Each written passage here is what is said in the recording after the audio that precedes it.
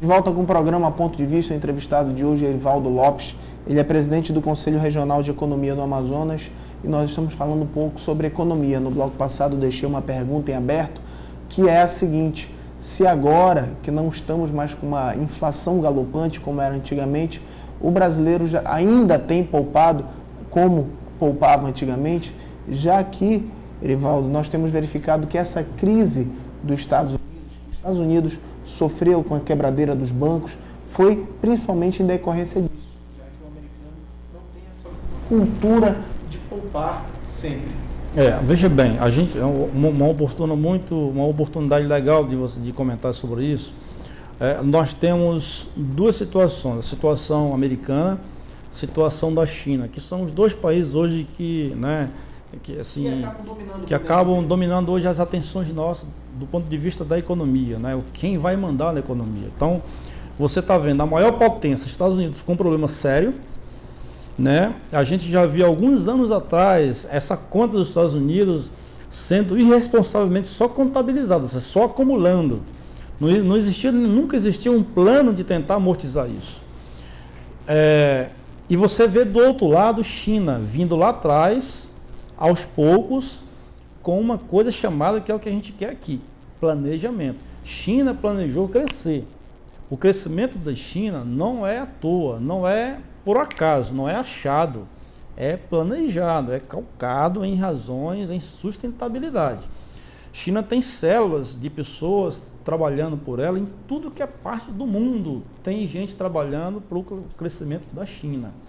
Ora, os Estados Unidos, por sentir-se essa potência mundial, talvez os seus dirigentes, né, os seus mentores, relaxaram, se sentiram confortáveis, né, no berço esplêndido. Não é só o brasileiro, mas é um homem, inerente ao homem, e hoje trouxe esse problema todo, né? Você vê os europeus com problemas seríssimos, e isso vem colocando todo o processo, né, do euro em dúvida. A Grécia enganando, ninguém sabe se vai pagar a dívida, o que provavelmente não vai pagar. Até porque, assim, veja bem, criou-se um euro, né, com a moeda. Você possibilitou os países terem a mesma moeda, né? Mas a questão lastro, a questão fiscal dos países, elas não eram as mesmas. Mas foram colocar todo mundo com direito a uma moeda que, para o valor não alterou muito, quanto a Inglaterra, a Alemanha, que eram as maiores potências, né, a França por ali também. Mas os outros países, né, é considerado sim a moeda muito forte. Você não tinha lastro para isso. Eles cometeram esse erro. E agora, com relação à sua pergunta da poupança, a gente traz isso para o mundo pessoal. As pessoas não podem achar que o seu dinheiro nunca vai acabar. As pessoas não podem achar que tudo vai continuar à mercê delas sem planejar. China planejou crescer e se manter crescendo. Nós temos que planejar em crescer e manter lá no topo. Nós não achamos, hoje a gente vê uma mudança de classe hoje na pirâmide do Brasil, algumas pessoas saindo da classe C, da classe D e vindo para a classe C. Ou B, né? O B. Então, esse comportamento está provocando, assim, uma certa empolgação nesses indivíduos, com uma alta taxa de renda nas suas mãos chegando agora, e isso está gerando um endividamento crescente nessas pessoas, porque elas têm uma renda mais ou menos aí ganha por mês, mas o seu endividamento está aumentando. O nível de endividamento das famílias brasileiras hoje é 65%, é alto. Em relação ao PIB, 40%, nós temos que nos preocupar com isso. Essa questão da educação financeira é um problema que a gente tem que tentar sanar isso, desde a infância.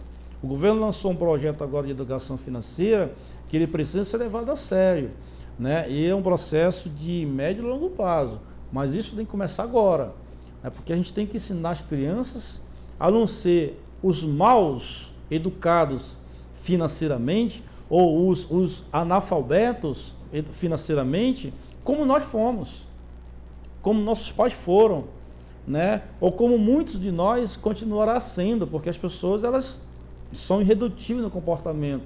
Ninguém gosta de ser controlado. E quando você diz assim, eu gostaria de lhe presentear essas orientações. Muitos não receberam quando eu cheguei a oferecer isso aqui, né? As pessoas não entendem, não querem saber e não querem entender disso. Elas querem ter liberdade de fazer o que bem entender com o que elas têm. E muitas vão ser felizes nisso por sorte, né? Mas sem planejamento é difícil se manter em pé. Seja pessoa, seja empresa, seja prefeitura, seja governo de estado, seja país. Se não tiver planejamento, negócio nenhum se sustenta. Eu digo sempre o seguinte, que a grande fórmula é gastar menos do que você ganha. Assim você consegue sucesso. Infelizmente, não são todas as pessoas que conseguem fazer isso. Mas, se possível, tente, porque dessa forma você vai conseguir obter. É impossível, Erivaldo, enriquecer sem que você gaste menos do que ganha. Isso é uma equação simples. Claro, mas é o que a gente percebe isso, é o que a gente percebe as pessoas fazendo isso. E para nós, assim, que a gente trabalha com isso, a gente orienta as pessoas para isso, é muito lamentável. Imagina, por exemplo, assim, um médico orientar para a pessoa tomar um medicamento correto e o médico fazer tomar um medicamento e o paciente não tomar ou tomar errado. Ora, o médico lamenta porque o profissionalismo dele não está sendo levado a sério. Nós estudamos a questão da economia com base no comportamento das pessoas. E a gente vai para a fila do supermercado para verificar como está o indivíduo. E está muita coisa errada. Mas tem muita coisa errada, o camarada fazendo compra, a família fazendo compra errada, de forma errada. Entendeu? Pessoas acompanhadas com crianças chorando, a criança chorando por comprar aquele brinquedo que o pai não planejou para comprar. Entendeu? Você percebe as pessoas impacientes, comendo dentro do supermercado, fazendo compras, se alimentando. Isso são comportamentos errados.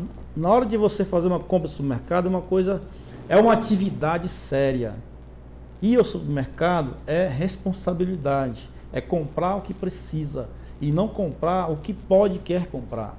É comprar com responsabilidade, entendeu? Não levar a criança ao supermercado é um fator de educação, é um ato de educação. Não é levar a criança para brincar, é eu fazer uma compra com responsabilidade, entendeu? Então, assim, a gente percebe que o comportamento das pessoas não é o comportamento que deveria ser. O que eu percebo hoje em relação às mulheres, elas deram um salto muito alto de qualidade quanto a esse comportamento. Evidentemente que ainda existem as mulheres que não podem ver uma vitrine, né, com sapato, com salto alto, com roupas diferentes. Mas a mulher, por se tornar mais livre para o trabalho, mais independente, por se expor ao mercado de trabalho, ela começou a sentir responsabilidade de também ter uma equação equilibrada, como você está falando, entre o que ela pode ter e o que ela deseja ter. Erivaldo, muito obrigado pela entrevista. E você agora fica com a música de Pedro Lobo. Um abraço e até amanhã.